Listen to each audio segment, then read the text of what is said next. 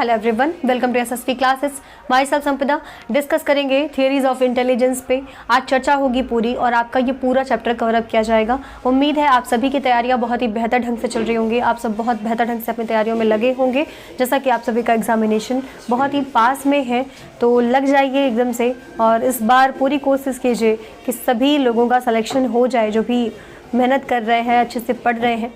तो आपकी कोशिश बहुत ज़्यादा ज़रूरी है। और साथ में आप सभी को बता दें कि इससे पहले सीडीपी के मैंने लगभग वीडियोस आपके जो चैप्टर्स आने वाले हैं एग्जामिनेशन में, जो भी इम्पॉर्टेंट चैप्टर्स हैं, मैंने पूरी कोशिश की है कि उसको मैं कंप्लीट करा दूं और आप सभी का बेहतर से बेहतर मार्क्स आप सीडीपी में ला सकें। ठीक है, तो आज हम ये जो थियरीज ऑफ इंटेलिजेंस है, जिसमें मैं इससे पहले आपको आपका यूनिफैक्टर थियरी और टू फैक्टर थियरी आपको बता दिया था मैंने, और साथ में मैंने मल्टीपल इंटेलिजेंस थियरी जो हार्वर्ड गार्डनर ने दी थी उसको भी कवर अप कराया था। तो आप सभी को बता दूं कि जो ये आपका है, यहाँ से आज हम स्टार्ट करेंगे थ्री फैक्टर थियरी पे। ठीक है, जो हम थ्री फैक्टर थियरी के बारे में आज बात करेंगे, है ना। देखिए, जो चीज़ें जिन लोगों ने इससे पहले वाली क्लासेस नहीं ली हैं वो ज़रूर ले लें, है ना। थोड़ा सा गैपिंग हो गया, मेरे तबीयत ख़राब होने की वजह से थोड़ी सी प्रॉब्लम हो गई, लेकिन आज कवर अप कराएंगे। उन पुरानी चीज़ों को भी मैं एक बार रिवाइज़ ज़रूर कराऊंगी, क्योंकि थोड़ा सा टाइम हो गया, 2 दिन का बीच में ब्रेक हो गया, आपको कुछ चीज़ें भूल रही होंगी। तो एक बार मैं उन चीज़ों को एक बार फिर से आपको याद दिलाती हूँ। मैंने आप सभी को बताया था यूनिफैक्टर थियरी के बारे में, जिसे किसने दिया था, जिसे बिने ने दिया था। आप सभी को मैंने बताया था कि बिने ने यूनिफैक्टर थियरी दी और उन्होंने कहा कि सबके अंदर एक तरीके की बुद्धि होती है, एक जनरल तरीके की बुद्धि होती है जो सभी में होती है और समान तरीके की होती है ना। जिसे बाद में चेंज किया गया स्टर्नबर्ग के द्वारा, स्टर्नबर्ग नहीं, स्पीयरमैन के द्वारा, और उन्होंने कहा कि बुद्धि जो होती है वो 2 तरीके की होती है, और जिसकी वजह से इनकी थ्योरी का नाम भी रखा गया टू फैक्टर थ्योरी, है ना। इससे पहले वाली वीडियो मैंने पूरा एक्सप्लेन किया हुआ है, तो एक बार ज़रूर देखें, है ना। और यहाँ पे मैंने बताया था कि स्पीयरमैन ने टू फैक्टर थ्योरी दी और जिसमें उन्होंने कहा कि जिसमें क्या होता है, जिसमें उन्होंने थ्योरी में क्या बताया, उन्होंने टू फैक्टर थ्योरी में बताया कि एक होता है आपका जी फैक्टर और एक होता है आपका एस फैक्टर, है ना। ये चल नहीं रहा, एक होता है आपका जी फैक्टर और एक होता है आपका एस फैक्टर। जी और एस फैक्टर के बारे में बताया। जी फैक्टर मीन्स जनरल फैक्टर, यानी सबके अंदर एक तरीके की बुद्धि होती है। जो बिने ने बताया उसके अकॉर्डिंग इन्होंने ये चीज़ तो बता दी, लेकिन साथ में इन्होंने कहा कि सबके अंदर एक स्पेशल तरीके की बुद्धि होती है, एक एस फैक्टर होता है। और जिस तरीके का एस फैक्टर सबसे अधिक मात्रा में होता है वो इंसान उस चीज़ में प्रवीण होता है, या फिर कह दें कि उसमें उसको वो ज़्यादा चीज़ें उसके बारे में जानता है। जैसे अगर मैं कह दूँ कि किसी की मैथ्स में कैलकुलेशन में बहुत अच्छा है, तो इसका मतलब कैलकुलेशन वाला एस फैक्टर उसके अंदर ज़्यादा होगा, है ना। तो इन्होंने इसके बारे में बताया स्टर्नबर्ग साहब ने। तो ये चीज़ मैंने पुरानी वीडियोस में आपको कवर करा दी थी। साथ में मैंने मल्टीपल इंटेलिजेंस थ्योरी के बारे में बताया था, जिसे तुरंत रिवाइज कराना शायद मुश्किल होगा क्योंकि वो लंबा है, तो उस टॉपिक को आप पुराने वीडियो से ज़रूर देखें। यहाँ पे अब मैं तीसरी वाले थ्योरी पे चल रही हूँ, थर्ड थ्योरी पे। थ्री जो है वो है थ्री फैक्टर थ्योरी, जिसे हम कहते हैं त्रितत्व का सिद्धांत, और इसे भी स्पीयरमैन ने ही दिया था, है ना। स्पीयरमैन साहब ने टू फैक्टर थ्योरी भी दी और थ्री फैक्टर थ्योरी भी दी। एक्चुअली क्या हुआ, टू फैक्टर थ्योरी में इन्होंने जी और एस फैक्टर के बारे में बताया, और जब थ्री फैक्टर थ्योरी पे आए तो इनसे कहा गया कि आपका जो आप कह रहे हैं कि जी फैक्टर है और एस फैक्टर है, तो ऐसा नहीं होता, केवल 2 लोग 2 फैक्टर्स नहीं काम करते, और भी फैक्टर काम करते हैं। जैसे किसी के अंदर ज़रूरी नहीं है जिसका कैलकुलेशन अच्छा हो वो गाने में ना अच्छा हो सकता है उसके अंदर 2 तरीके की उसके अंदर विशेषता हो, वो गाना भी अच्छा गा लेता हो और वो कैलकुलेशन भी बहुत अच्छा कर लेता हो, या फिर वो डांस भी बहुत अच्छा कर लेता हो।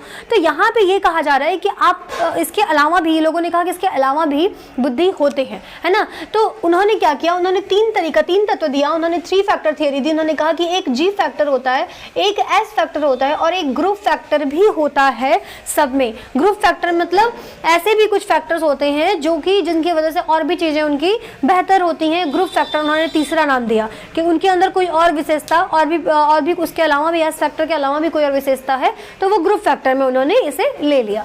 तो ये आप याद रखिएगा कि थ्री फैक्टर थ्योरी दी किसने, स्पीयरमैन साहब ने दी। अब अगर हम फोर्थ की बात करते हैं, चौथे नंबर की, अब आता है, हमने पढ़ लिया unifactor theory, two factor theory, three factor theory. अब हम पढ़ रहे हैं मल्टी फैक्टर थ्योरी। यहाँ पे क्या हुआ, स्टर्नबर्ग साहब की बात जब कंप्लीट हुई, इन्होंने ये चीज़ें कह दी कि यूनिफैक्टर थ्योरी, टू फैक्टर थ्योरी और थ्री फैक्टर थ्योरी वाला चीज़ें जब क्लियर हो गई पूरी, तो अब कह दिया गया कि मल्टी फैक्टर, इन्होंने कहा, इनका कहा गया कि ये ग्रुप फैक्टर के अलावा और भी मतलब मल्टी फैक्टर थ्योरी इन्होंने दिया। उन्होंने कहा कि नहीं, ऐसा नहीं होता है, मैं जो बता रहा हूँ इस टाइप का, मैंने एक आपको कहानी के रूप से मैंने कहा था कि आपको समझाएंगे ताकि चीज़ें आपको क्लियर हो, तो बस यही समझ लीजिए, जो भी चीज़ें मैं बता रही हूँ वो एक कहानी के रूप में लीजिए कि उनकी बात को फिर क्या किया, मल्टी फैक्टर थ्योरी दिया गया, किसके द्वारा, थॉर्नडाइक के द्वारा। ये थॉर्नडाइक के द्वारा हुआ था, मल्टी फैक्टर थ्योरी दी। इन्होंने क्या कहा, इन्होंने थॉर्नडाइक साहब ने कहा कि बुद्धि जो है वो कई सारे अलग अलग कणों से, कई सारे, जैसे बालू होता है, बालू तो कई सारे पार्टिकल से मिलकर बना होता है, वैसे उन्होंने कहा कि बुद्धि भी जो है, जो इंटेलिजेंस है, वो कई सारे तत्वों से मिलकर बना हुआ है। ठीक है, तो उन्होंने कहा कि नहीं, आपकी बात सही नहीं है, मैं जो बोल रहा हूँ कि बुद्धि जो है वो कई तरीके के तत्वों से मिलकर बना हुआ है, कई अलग अलग तत्व हैं जो शामिल हैं। तो इन्होंने कहा कि इनकी थ्योरी का नाम पड़ गया मल्टी फैक्टर थ्योरी, जिसे हम कहते हैं बहुतत्व का सिद्धांत, इसे अणु या परमाणु का सिद्धांत भी बोलते हैं। और साथ में मैंने जो आपको बालू का एक एग्जांपल दिया, तो इसे बालू का सिद्धांत भी बोलते हैं, जिससे आप याद भी कर सकते हैं, क्योंकि बालू कई सारे कणों से मिलकर बना होता है। तो आप कह सकते हैं कि जो मल्टी फैक्टर थ्योरी जो उन्होंने दी थॉर्नडाइक साहब ने, वो बिल्कुल यही बात थी उनकी, जो उनके सिद्धांतों में लिखा गया है ना। अब चलते हैं 5th नंबर की थ्योरी। यहाँ पे जितना मैं बता रही हूँ उतना ही आपके एग्जामिनेशन में आना है, उससे ज़्यादा कुछ भी नहीं आना है, तो आप ये चीज़ें याद रखें। ठीक है, जरा 5th नंबर पे आइएगा, ग्रुप फैक्टर थ्योरी। और अगर थोड़ा बहुत हल्का सा चेंज हुआ मॉडल, हालांकि अब दिन ब दिन चीज़ें चेंज होती जा रही हैं, तो जो भी अगर थोड़ा बहुत चेंज हुआ ना, तो अगर आप ये सब पढ़े हुए हैं तो ये सब चीज़ें ही वहाँ पे काम आने वाली हैं। कुछ चीज़ें ऐसी होती हैं जो एग्जामिनेशन हॉल में बैठने के बाद अगर आपका वो चीज़ें आपको याद रहती हैं पुरानी, तो ये पुरानी चीज़ों का मिश्रण ही आपको उस समय काम आता है ना। अगर कुछ अलग टाइप का क्वेश्चन बनाता है तो ठीक है, और कुछ अपनी बुद्धिमत्ता पे भी निर्भर करता है ना। तो आप लोग इस पर ध्यान रखिएगा। 5th पे आइएगा, 5th है ग्रुप फैक्टर 3। अब यहाँ पे आ गया समूह कारक का सिद्धांत।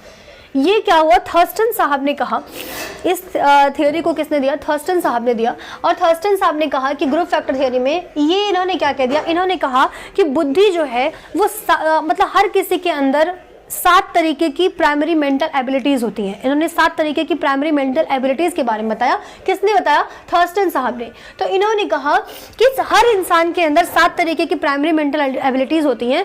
क्वेश्चन यहाँ पे ये अराइज होता है, जो ये चीजें मैंने लिखी है ना, ये क्वेश्चन अराइज होता है, इनसे क्वेश्चन है SNVWMRP, जो इसका आगे का निमोनिक मैंने यहाँ पे लिखा है वो आप देखिएगा जरा।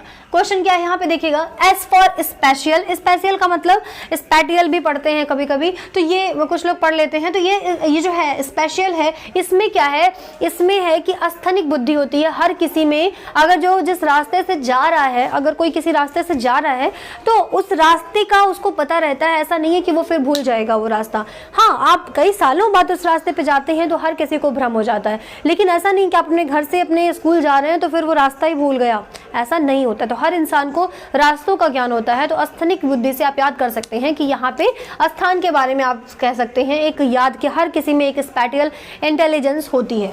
अगला है न्यूमेरिकल।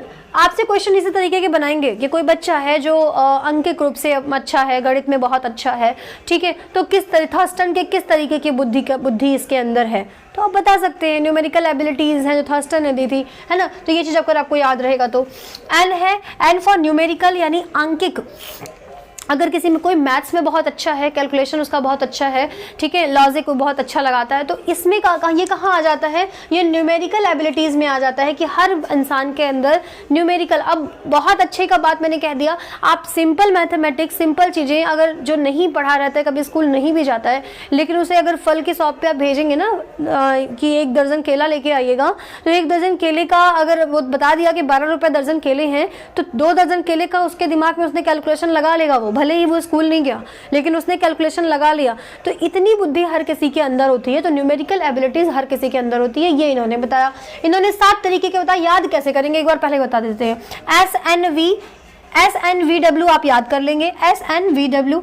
और MRP आपको याद रहता है, ठीक है। खरीदारी वगैरह तो आप बहुत करते हैं, बहुत आजकल परेशान हैं क्योंकि दिन ब दिन महंगाई बढ़ती जा रही है, चीज़ों के रेट बढ़ते जा रहे हैं। तो MRP आप याद कर लेंगे, SNVW आप याद करेंगे, जिनसे आप बाकी चीज़ों को याद रखेंगे, है ना।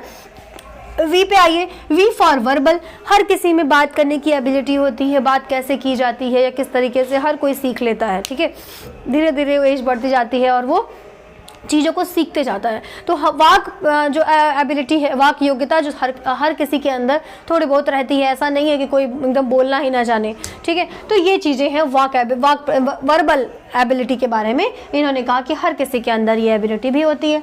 अब इन्होंने कहा कि वर्ड एबिलिटी, ठीक है, वर्ड एबिलिटी, हर किसी को शब्दों का ज्ञान होता है, ठीक है, वर्ड की बात कर रहे हैं यहाँ पे। तो word ability, W for word, ये वर्ड एबिलिटी हर किसी में, इन्होंने कहा कि हर किसी में वर्ड एबिलिटी होती है, ठीक है। अब क्या आता है, अब यहाँ पे मेमोरी की बात हो रही है, मतलब याददाश्त, मेमोरी, हर कोई मतलब चीज़ों को याद रखता है कि हाँ कल क्या हुआ था, इतना तो सबको पता रहता है कि हाँ कल के दिन क्या हुआ था, परसों के दिन। अब कोई इतना भी भूल वाला अगर रहेगा कि उसको बहुत जल्दी भूल जाएगा तो उसकी बात नहीं कर सकते, लेकिन लगभग नॉर्मली सबके अंदर मेमोरी वाली एबिलिटी ये भी होती है। रीजनिंग, हर कोई थोड़ा बहुत तर्क करना जानता है, कैसे चीज़ों को मतलब कोई भी चीज़ बात करनी है तो किसी भी चीज़ पे वो जान जाएंगे, तर्क कर लेंगे। मेरी बहन के, भाई के, पापा के, तो इस तरीके के जो रिश्ते हैं ना, अगर आप उनसे पूछेंगे तो वो जो घर में जो कभी स्कूल ही नहीं गए ना, वो भी अपना जोड़ जाड़ के बता देंगे कि वो उनकी चाची की बुआ के लड़के हैं तो वो क्या लगेंगे, ये दिमाग में उनके लग जाता है ना। तो ये रीजनिंग इतनी सबको आती है। फिर आ गया P, परसेप्चुअल इंटेलिजेंस। ये क्या है, अवधारणात्मक क्षमता। मैंने यहाँ लिखा, वर्ड बड़ा कठिन लग रहा है, आप समझ नहीं पा रहे होंगे। तो इसमें क्या है, परसेप्चुअल का मतलब होता है आप इंद्रियों के माध्यम से हर कोई चीज़ों को समझना। मतलब अगर आप सांस ले रहे हैं तो समझ, अच्छा ये इसकी खुशबू आ रही है, पकौड़ी बन रही है तो हाँ उसकी खुशबू आ रही है, पकौड़ी बन रही है कहीं, तो ये आपके दिमाग में आ जाता है। तो यही कह सकते हैं, इसे हम बोलते हैं परसेप्चुअल इंटेलिजेंस, जो हर किसी के अंदर ये टाइप की इंटेलिजेंस होती है, जो अपनी इंद्रियों के माध्यम से बहुत सारी चीज़ें जान जाते हैं, है ना। तो ये इन्होंने 7 तरीके की एबिलिटीज़, प्राइमरी मेंटल एबिलिटीज़ बताई। आपसे ये भी पूछ सकते हैं कि 7 टाइप्स की जो प्राइमरी मेंटल एबिलिटीज़ हैं, इनकी बात किसने की, तो आप सीधे आंसर दे सकते हैं कि थर्स्टन साहब ने दी, है ना। ये खत्म हो गया आपका। अब 6th नंबर पे आइए। 6th नंबर आपका है प्रतिदर्श सिद्धांत, सैंपल थियरी, जिसे किसने दिया, जैसे थॉमसन साहब ने दिया। प्रतिदर्श सिद्धांत सैंपल थियरी है। यहाँ पे इन्होंने क्या कहा, इन्होंने कहा कि बुद्धि जो है वो, मतलब प्रतिदर्श सिद्धांत में उन्होंने ये चीज़ें कही कि चीज़ें जो है, बुद्धि जो है वो कई सारे, जब आप अनुभव चीज़ें लेते जाते हैं, अनुभव मिलते जाते हैं, तो उन सबको मिला के, उन सारे अनुभवों को मिला के एक अलग तरीके की बुद्धि हर इंसानों में होती है, ठीक है। तो उससे इन्होंने नाम दिया सैंपल थियरी या प्रतिदर्श सिद्धांत। यह हो जाता है आपका, थॉमसन महोदय ने इसके बारे में बात की है ना। प्रतिदर्श मतलब कह सकते हैं आप कि इन्होंने ये कहा कि हर, जैसे आप नए नए अनुभव लेते जाते हैं, नए नए एक्सपेरिमेंट्स, जो एक्सपीरियंसेस आपको गेन होते जाते हैं, तो उनसे आपका एक अलग बुद्धि का एक विकास होता है आपका। तो वो गलती आप फिर दोबारा से मान लीजिए, एग्जाम्पल के रूप में आपसे दूध जल गया, मतलब दूध फट गया, तो आपको उस समय नहीं पता कि दूध फट गया, तो अब इसका करें क्या। किसी ने आपको फिर बाद में आपको इस बता दिया कि एक काम करो, इसमें आप इस तरीके से दूध फाड़ लो और उसका पनीर बना सकते हो, आप बर्बाद नहीं होगा आपका कुछ काम, कहीं ना कहीं उसका यूज़ कर लोगे आप। तो आप क्या करते हो, आप फिर मतलब उसका यूज़ करते हो, लेकिन नेक्स्ट टाइम जब आप उसी दूध को फट जाता है आपको, तो बहुत परेशान नहीं होते हो, आप सीधे उसको फाड़ते हो, उसको पनीर बना लेते हो, क्योंकि आपसे पुराना चीज़ आपने देखा था, आपके सामने ये चीज़ें आई थी कि अगर ऐसा होता है तो हम इस केस में क्या कर सकते हैं, इसका क्या एक अलग दूसरा उपाय है, ठीक है। तो इसे कह सकते हैं प्रतिदर्श सिद्धांत, सैंपल थियरी, ठीक है। उम्मीद है समझ में आ रहा होगा आपको। अब यहाँ आइए 7th नंबर पे, ये आपका है, ये है 3D model theory of intelligence. मतलब बुद्धि जो होती है वो 3 आयामी होती है, 3 तरीके की बुद्धि होती है, ठीक है। 3 तरीके की बुद्धि होती है, 3 आयामी होती है। ये क्या कह रहे हैं, इन्होंने ये बताया कि जो बुद्धि है आपका, वो जो है उन स्ट्रक्चर के बारे में बताया। जेपी गिलफोर्ड साहब की बात हो रही है यहाँ पे, ये जेपी गिलफोर्ड साहब ने दी थी। जेपी गिलफोर्ड, यहाँ पे नाम देखिए नहीं लिखा था, जेपी गिलफोर्ड साहब ने ये चीज़ें दी थी 3D मॉडल थियरी, जिसमें इन्होंने आपका कन्वर्जेंट थिंकिंग, डाइवर्जेंट थिंकिंग, इन सब के बारे में बात की थी, है ना। जो मैंने अभी बताया था आपको पिछली वीडियो में कि आपका जो एक और पूरा मैंने एक वीडियो बनाया हुआ है जिसमें आपको कन्वर्जेंट थिंकिंग क्या होती है, डाइवर्जेंट थिंकिंग क्या होती है, ये सब चीज़ें बताई गई हैं, है ना। तो इन चीज़ों का आप ध्यान रखें। और एक और है जो मैंने आपको बार बार कहा, त्रितंत्र सिद्धांत, स्टर्नबर्ग साहब ने जो आपको दी थी त्रितंत्र सिद्धांत जो दिया था, उनके बारे में ज़रा बात कर देते हैं। उन्होंने क्या किया, इसको ख़त्म करते हैं और साथ में आपकी ये पूरी थियोरी कंप्लीट हो गई। इसी के साथ इंटेलिजेंस की जो मैंने कोशिश की है कि आपको समझ में भी आ जाए और जल्दी से ये चीज़ें ख़त्म हो।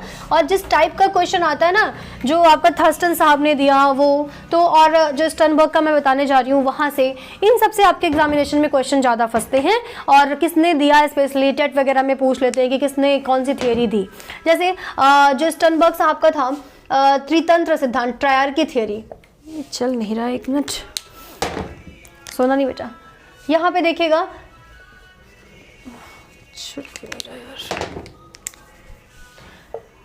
स्टर्नबर्ग साहब ने दी, स्टर्नबर्ग ने, इन्होंने ट्रायर की थियोरी दी, ट्रायर की थियोरी दी। इन्होंने ट्रायर की थियोरी में क्या हुआ, इन्होंने त्रितंत्र का सिद्धांत दिया, जैसे हम कहते हैं त्रितंत्र सिद्धांत, त्रितंत्र सिद्धांत, जिसमें इन्होंने कहा कि बुद्धि जो है, ठीक है, वो तीन तरीके की जो बुद्धि है वो प्रैक्टिकल इंटेलिजेंस, पीसीए इन्होंने बताया, एक पीसीए से आप याद कर सकते हैं, इन्होंने बताया प्रैक्टिकल इंटेलिजेंस के बारे में बताया। फिर इन्होंने क्रिएटिविटी के बारे में बताया, क्रिएटिव, प्रैक्टिकल, क्रिएटिव, और ये आपका है एनालिटिकल, ठीक है, जिसमें प्रैक्टिकल में मतलब उन्होंने इसका एक अलग सा एक और भी नाम है, प्रैक्टिकल को कह सकते हैं आप कॉन्टेक्सचुअल, ठीक है। क्रिएटिव को कह सकते हैं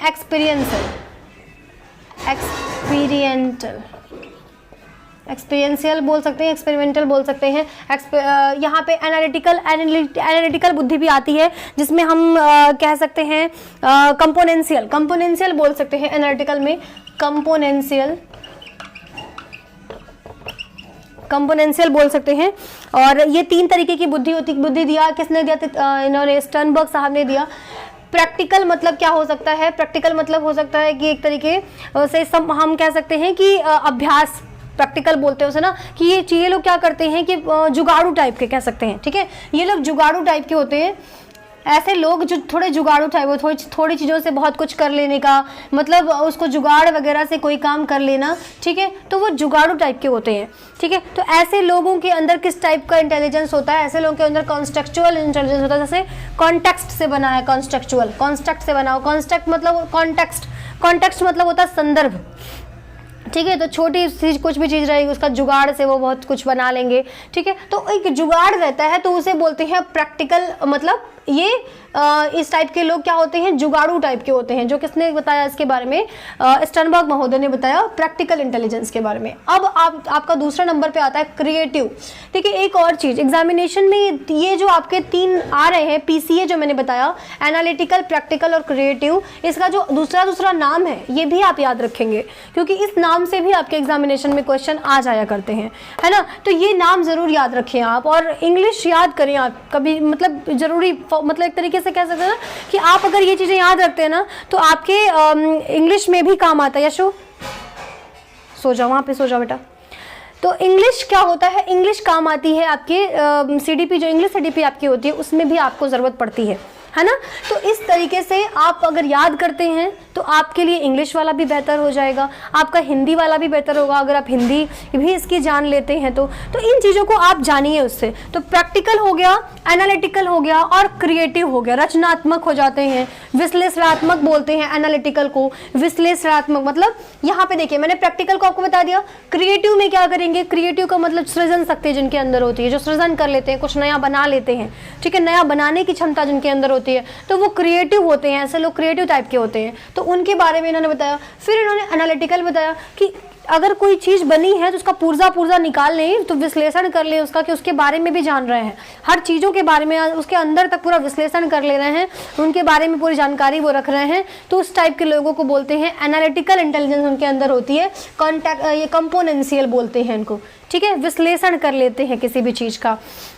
हर चीज़ के बारे में जानना चाहते हैं, ये भी आप कह सकते हैं। तो तृतीयतंत्र सिद्धांत पे इन्होंने 3 तरीके का ये बताया। पीसीए को याद कर सकते हैं, एनालिटिकल दिखे, प्रैक्टिकल दिखे या क्रिएटिव दिखे, या एनालिटिकल को हम कंपोनेंशियल बोलते हैं, प्रैक्टिकल को कॉन्टेक्सचुअल बोलते हैं, क्रिएटिव को एक्सपीरियंशियल बोलते हैं। ये चीज़ आप याद रखेंगे, ठीक है। उम्मीद है आपको आज का ये पूरा सेशन पसंद आया होगा और इंटेलिजेंस टॉपिक आपका जो थियरी है वो कंप्लीट हो गया होगा, है ना। तो ये थियरीज पे आप काफ़ी ध्यान दें, ठीक है, इसको और पढ़ लें इसको, एग्जामिनेशन के लिए आपके बहुत इंपॉर्टेंट है। और अगर ये सेशन पसंद आए तो लाइक शेयर सब्सक्राइब भी ज़रूर करें, ठीक है। तो ये चीज़ें आपकी हो गई। जल्दी से मैं कोशिश करूँगी जो भी थोड़े बहुत टॉपिक और बचे हैं उसे भी मैं कवर कराऊँ, ठीक है। तो लगे रहिए। Thank you, have a nice day.